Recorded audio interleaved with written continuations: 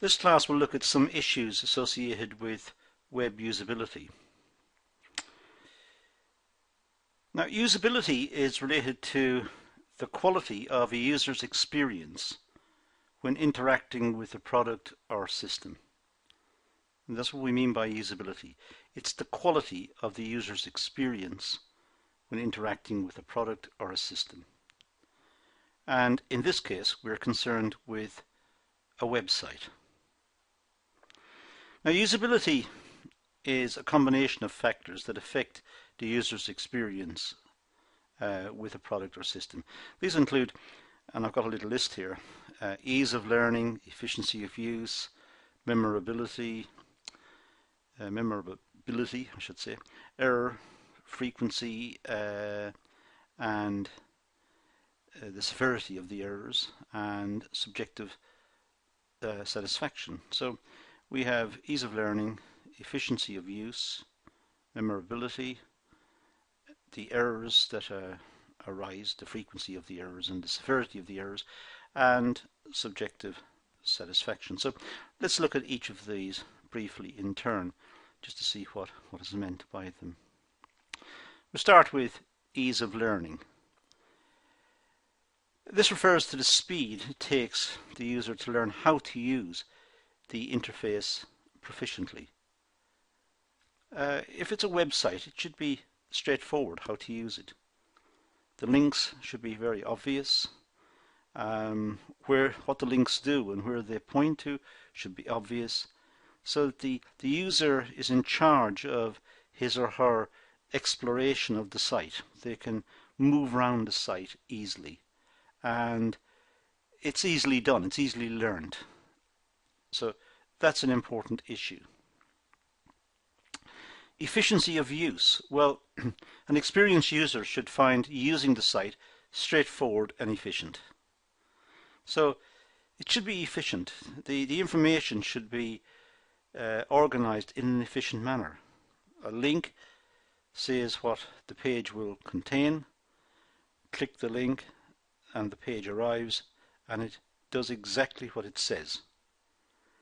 It contains the information that was promised when the link was pressed. So it's done efficiently. So the site should be an efficient piece of coding. It should deliver the information efficiently. Memorability. Well, the user is related, the user efficiency, I should say, is related to memorability of the processes of the system.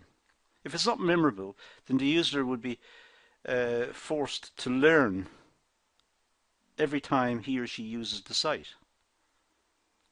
So if somebody uses the same site over and over, they should learn what the site is about. It should come naturally. That link will move to that. That's the link that I need. That's what that does. So it's memorable. The site is memorable, and hence the more someone uses it, the easier it is to use. Error frequency and severity. Well, the system design should minimize the possibility of user errors. The site should be designed in a way that it makes it difficult to make errors, to find errors. When the user clicks on a link, it goes to the page that was promised. It doesn't go someplace else. It goes to the page that was promised. When the user wants to find some information and it types into the search facility on the site, the search facility brings up the page quickly and efficiently.